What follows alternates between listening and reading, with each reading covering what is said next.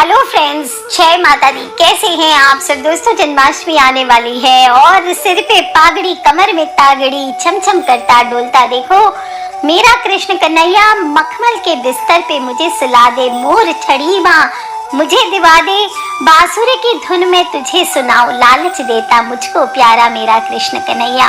बोले कृष्ण कन्हैया लाल की जय।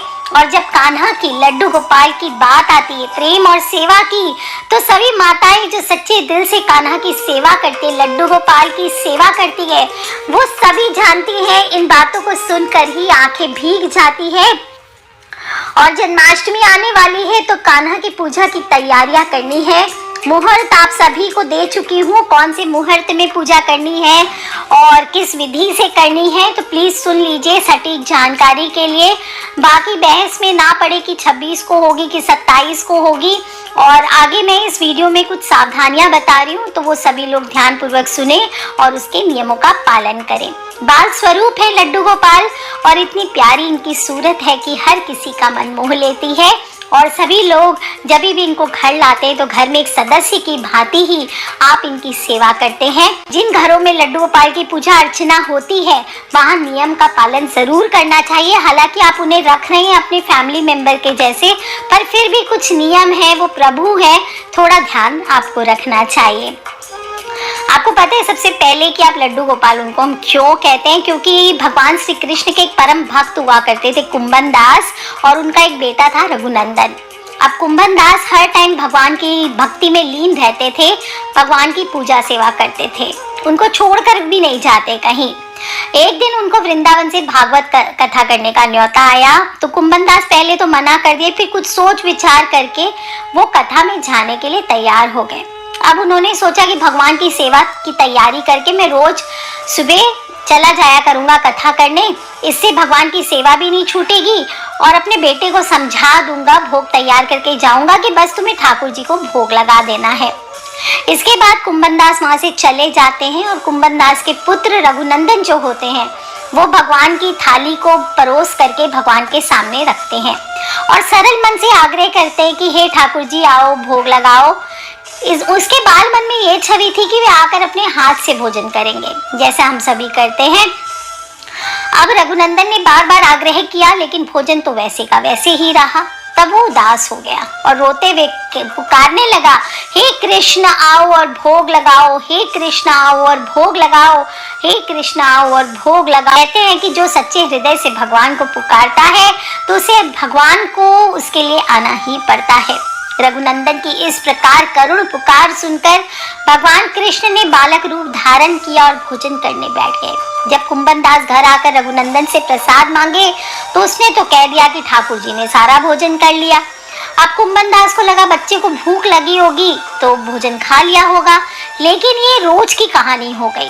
तब कुंभन दास को शक होने लगा और एक दिन उन्होंने लड्डू बनाकर थाली में रखे और छुपकर देखने लगे कि रघुनंदन आखिर करता क्या है। रघुनंदन रोज की भांति ही भगवान कृष्ण को पुकारने लगा तो वे बाल रूप में प्रकट हुए और लड्डू खाने लगे। ये देखकर कुंभन दास दौड़ते हुए आए, प्रभु के चरणों में गिरकर विनती करने लगे, रोने लगे। और उस समय कृष्ण भगवान के हाथ में, एक हाथ में लड्डू था और दूसरा हाथ वाला लड्डू मुंह में जाने को ही था कि वो मूर्ति बन गए।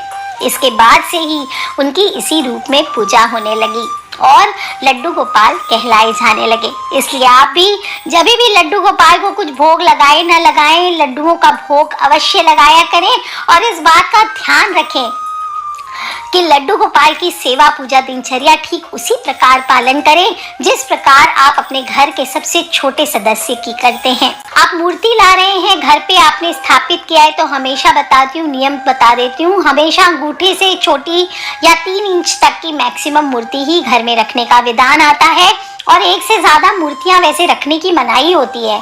लेकिन आजकल मैं देखती हूँ बहुत सारे लोग पूरी फैमिली बना देते हैं। तो यदि आप लड्डू गोपाल की कई सारी मूर्तियां रख रहे हैं तो जैसे आप दूसरी ला रहे हैं तो एक को बालकृष्ण और दूसरी मूर्ति को आप बलराम के रूप में रख सकते हैं। इससे आपकी पूजा का पूर्ण फल मिलता है और घर में समृद्धि भी बनी रहती है। और दिशा का ध्यान जरूर रखना चाहिए। उनकी मूर्ति या फोटो जो भी आप रख रहे हैं, वास्तु के हिसाब से भगवान आशीर्वाद आपको प्रदान करें, इस बात का ध्यान रखें। घर के ईशान कोण में, के north east corner of the house में विराजित करना चाहिए और उनको आसन अवश्य प्रदान करें। आसन ऊंचा हो, इस बात का अवश्य ध्यान दें। एक झूला सेपरेटली, कुछ लोग झूले पे ही 24 घंटा विराजमान करते हैं, ऐसा नहीं। भगवान के लिए एक सिंहासन होना चाहिए ऊंचा सा, और झूला अलग होना चाहिए जो आप श्रृंगार के बाद झुलाएं, और एक सोने का बिस्तर अलग होना चाहिए। सभी चीजें साफ सुथरी होनी चाहिए। जूते, चप्पल, डस्टबिन, तामसी वस्तुएं, धारदार चीजें, ये उनके पास नहीं रखने चाहिए। जैसे आप किसी बच्चे के बेडरूम को सजाते, वैसे ही सुंदर पिछवाई यानी पर्दे लगाकर साफ सुथरे गिलाफ, मसंड, गद्दी के कवर सब साफ हो, ये रखना चाहिए। और एक रुमाल उनके पास अवश्य धरानी चाहिए। प्रत्येक सुबह लड्डू गोपाल जी को स्नान करवाना चाहिए। दक्षिणावर्ती शंख श्रेष्ठ माना गया स्नान कराने के लिए, और जमुना जी का जल हो तो वो तो और भी बढ़िया है। या फिर आप शंख में दूध, दही, गंगा जल, घी ये डालकर स्नान करा सकते हैं। गोपी चंदन से स्नान करा सकते हैं, गुलाब की पत्तियों से स्नान करवाइए। नॉर्मल चंदन का बट्टा हो, चंदन पाउडर हो, इससे घीस करके आप स्नान करा सकते हैं। और पंचामृत से स्नान करा सकते हैं, लेकिन रोज नहीं कराना चाहिए। मंदिरों में करवाया जाता है ज्यादा स्नान, कुछ लोग रोज ही पंचामृत बोलते हैं वीडियोस में कि रोज कराइए। रोज पंचामृत का स्नान नहीं होता है। जन्माष्टमी हो या कोई बड़ा उत्सव हो, उस दिन आपको पंचामृत का स्नान कराना चाहिए। स्नान करवाने के बाद शुद्ध तुलसी के जल से भी आपको स्नान कराया जा सकता है। शुद्ध जल में थोड़े से तुलसी के पत्ते क्रश कर लीजिए, उससे आप स्नान कराइए। जो भी स्नान का जल होगा उसको इधर उधर नहीं फेंकना चाहिए। या तो थोड़ा सा आप पी सकते हैं उस जल को, प्रसाद के तौर पे घर में छिड़काव कर सकते हैं, या फिर तुलसी के पौधे में ही जल को विसर्जित कर देना चाहिए। दोस्तों ध्यान रखना चाहिए, आप चाहें तो दिन के हिसाब से भी वस्त्र धारण करा सकते हैं कान्हा को। सप्ताह की शुरुआत रविवार से होती है, सूर्य का वार है, इस दिन लाल रंग के चमकीले वस्त्र पहनाने चाहिए। सोमवार को भोलेनाथ का दिन है, चंद्रमा का दिन है, तो सफेद हो, लाइट स्काई ब्लू हो, ये शुभ माना जाता है। मंगलवार को हनुमान जी का दिन, उग्र दिन है। नारंगी रंग के वस्त्र आपको सकारात्मकता और आशीर्वाद प्रदान कराते हैं। बुधवार के दिन बुध ग्रह का आधिपत्य होता है। अलग अलग रंग के शेड्स आप पहना सकते हैं, घर में शांति और स्थिरता लाता है। बाकी हरे रंग के अलग अलग शेड्स पहनाएं इस दिन। गुरुवार का दिन पीले रंग के वस्त्र, वैसे पीले वस्त्र आप रोज में भी धारण करा सकते किसी भी दिन, ताकि माहौल खुशनुमा रहे। और गुरुवार के दिन विशेष रूप से थोड़े से पीले चावल या पीली खीर उनको अर्पित करनी चाहिए। शुक्रवार के दिन सफेद या एक्वा कलर के सीताफल वर्ग के लड्डू गोपाल की पोशाक आप पहना सकते हैं। थोड़े से उसमें काम हो तारों का, जड़ियों का, ऐसे वस्त्र आप पहना सकते हैं। और ये रंग शीतलता, सकारात्मकता और शांति को दर्शाता है। और शनिवार का दिन शनि ग्रह का आधिपत्य, और इस दिन बैंगनी, इंडिगो, मूव, गहरा भूरा यानी ब्राउन, काला ये रंग के वस्त्र आपको पहनाना चाहिए। दोस्तों लड्डू गोपाल के जो पहने हुए वस्त्र रहते हैं उनको इधर उधर फैला के नहीं रखना चाहिए, समेट करके उनको वापस रख दीजिए किसी डिब्बे में। और गंदे या पहने हुए कपड़े उनके पास नहीं रखना चाहिए। इवन जिस रूम में आप उनको विराजमान कर रखें, अगर आपने अपने भी खोले हुए कपड़े या गंदे कपड़े इधर उधर फैलाए हुए हैं तो इससे परहेज करना चाहिए। लड्डू गोपाल को हमेशा ध्यान रखें, साफ रखें। सूती वस्त्र हो तो आराम से प्रेस हो जाते हैं, मिरर वर्क के स्टोन्स हो, पर्ल्स हो, ग्लू की मदद से चिपकाए जाते हैं, तो इन सभी को आप हल्के से गुलाब जल स्प्रे करके आप उनको हल्के हाथों से पोंछ लेना चाहिए। अगर ज़्यादा गंदे हैं तो ब्रश की मदद से इनको धो सकते हैं, और भारी ड्रेसेस हैं तो ड्राई क्लीन करा सकते हैं। और नहीं तो जो नॉर्मल ड्रेसेस हैं उनको जस्ट पानी में निकाल करके 10-15 मिनट छोड़ दीजिए, हल्का सा सर्फ डाल के या प्लेन पानी में, और फिर इसको निकाल लेना चाहिए। आपको श्रृंगार अवश्य करना चाहिए। सबसे पहले चंदन का टीका लगाइए, आप इनको जेवर पहनाएं, इनको तिलक लगाएं, नाक में नथनी पहना सकते हैं, ठोडी पर एक छोटा सा हीरा आप लगा सकते हैं भगवान का श्रृंगार के लिए। बेले के फूल ये बहुत प्रिय है उनको, बेले के फूल की माला, गुंजा की माला धराएं, बैजंती माला धरा सकते हैं। बाकी नॉर्मल जो फूलों की माला है वो धरा सकते हैं, जेवर पहना सकते हैं। जेवर भी सीजन अनुसार पहनाना चाहिए, जैसे गर्मी हो तो मोतियों के, और फिर ठंडी में भारी जेवर जैसे डायमंड वगैरह के पहनाए जाते हैं। बाकी जिस दिन बड़ा श्रृंगार होता है उस दिन डायमंड के आप पहना सकते हैं। और बहुत से लोग घर में सकारात्मक ऊर्जा के लिए कई प्रकार के पत्थर वत्थर, अब जैसे मैं हत्ता जोड़ी बताती हूँ, सियार सिंगी या कस्तूरी, इस प्रकार की चीजें, आप कस्तूरी का अत्र उनको लगा सकते हैं थोड़ा सा, एक फुलेल, लेकिन सारी कस्तूरी उनके सामने, जो भी तांत्रिक वस्तुएं हैं ये चीजें उनके पास आपको नहीं रखनी चाहिए, थोड़ी दूरी बना करके रखें, कम से कम एक हाथ की। दोस्तों, लड्डू गोपाल की जो ऊर्जा है, इन सब चीज़ों को, तांत्रिक चीज़ों को इन ऊर्जाओं में शामिल नहीं करना चाहिए। बहुत से लोग दिया धूप बहुत सारा, जैसे बाकी देवी देवता की पूजा करते हैं वैसे धूप दीप बहुत सारा जला देते हैं, तो ऐसा आपको नहीं करना चाहिए। आप उनकी आरती ज़रूर करें, हाथों से आरती का भाव किया जाता है वैसे करें, और अगर आपको लगता है कि मुझे दीप से आरती करनी है तो वो भी करें, लेकिन उनके सामने आपको धूप दीप ये सभी चीज़ें नहीं रखनी चाहिए, क्योंकि जो धुआं होता है इनका वो सीधा उनके आँख और नाक में लगता है, और कहते हैं दीपक की जो हीट होती है उससे लड्डू गोपाल की त्वचा बहुत मुलायम होती है, मासूम होती है, वो जल जाती है, इसलिए नहीं रखना चाहिए। जो भी बचे कुचे गंदगी है, दिए की जो बाती वगैरह, अगरबत्ती की लकड़ी है, राख है, वो सब लड्डू गोपाल के पास नहीं रखना चाहिए, उसको साफ करके रखें। और जब भी आप स्नान वगैरह करा के तैयार कर लेते तो उनको झूले पर विराजित करके या ऐसे ही सिंहासन पे आप उनको खिलौनों से ज़रूर खिलाएं। आप चाहें तो मंत्रों का जाप कर सकते हैं, गीत गा सकते हैं, बोले ओम नमो भगवते वासुदेवाय, ओम नमो भगवते वासुदेवाय, ओम श्रीम ह्रीम क्लीम कृष्णाय क्लीम देवकी सुत गोविंद वासुदेव जगतपते देहि में तनयम कृष्णम त्वामहं शरणम गता। इस प्रकार से मंत्रों का आप जाप करें, बच्चों को भी सिखाएं, बोले ओम ऐम श्रीम क्लीम प्राण बल्लभाय सौह सौभाग्यदाय श्री कृष्णाय स्वाहा, या फिर श्री कृष्ण शरणम ममा। इस प्रकार से मंत्रों के जाप से आपके बच्चों के भी जीवन में परेशानियों से निपटने में उनको मदद मिलेगी। दोस्तों, आपको ध्यान रखना है कि यदि कोई खाने पीने की चीज़ आप भोग लगाते हैं लड्डू गोपाल को, जब भी, यहाँ तक कि आप स्नान भी करा रहे हैं तो एक छोटी सी कटोरी में 2 मेवा ही रख दीजिए, 2 बादाम ही रख दीजिए, पर उनके भोग का भाव करके कुछ रखना चाहिए, क्योंकि वो छोटे बालक है, स्नान कराते कराते उनको भूख लग जाती है, इसलिए कम से कम 4 बार भोग लगाया जाता है। नियम तो ये होता है, पहले मंगला, फिर श्रृंगार का भोग आता है, इसके बाद उत्तापन आता है, यानी कि जब वो गौएं चराने जाते हैं, इसके बाद चौथा भोग शयन के समय आता है। तो ये 4 भोग तो लड्डू गोपाल को कम से कम, वैसे तो 8 का नियम है, पर 4 भोग हर व्यक्ति को प्रत्येक दिन जरूर लगाना चाहिए। बालक है, छोटे बच्चों की तरह उनको बार बार भूख लगती है। भोग में कुछ भी हो सकता है, सूखे मेवे, माखन, मिश्री, लड्डू, खीर, जो भी आप रोज में भोजन बनाते हैं वो, सादा मिर्च मसाले का भोजन, प्याज लहसुन मांस मदिरा आदि से उनको दूर रखना चाहिए। कुछ लोग मैंने देखा है आजकल बिस्किट्स का भोग लगाने लगे हैं, तो ठीक है, अगर आपको लगता है कि बिस्किट अच्छा है, मैं लगा सकता हूँ, तो कम से कम अच्छी बिस्किट्स हों वो भोग लगाइए, उसमें कुछ तामसी वस्तुएं, कोई में एग आदि होते हैं, दूसरी वस्तुएं होती हैं, वो नहीं लगाना चाहिए। जो भी भोग आप लगाएंगे नियमित रूप से उसमें तुलसी पत्र अवश्य डालें। तुलसी पत्र बासी नहीं होता है, तो आप पहले से तोड़ी गई तुलसी भी भोग में डाल सकते हैं।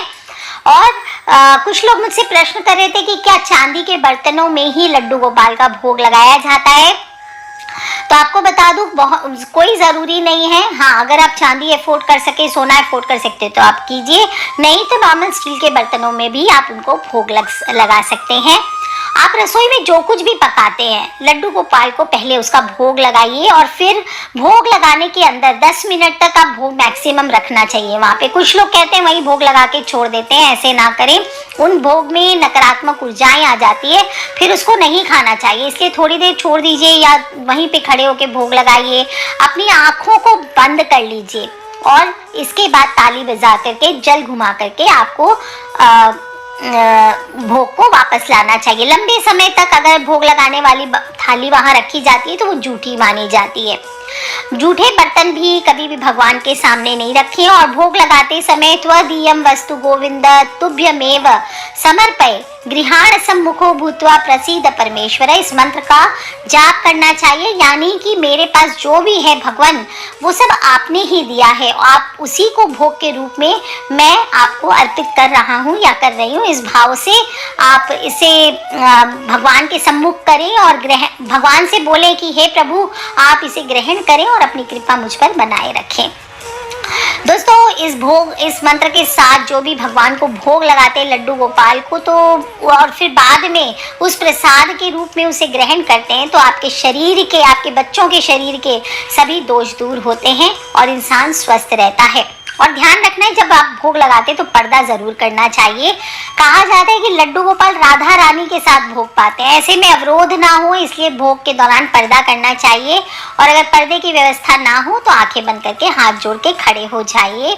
जितनी बार भोग करते हैं बार बार आरती जलाने की आवश्यकता नहीं, हाथों से ही घुमाकर उनकी आरती का भाव करना चाहिए। और रात में फिर इस प्रकार से दिन भर सेवा करते हुए शयन अवश्य कराना चाहिए।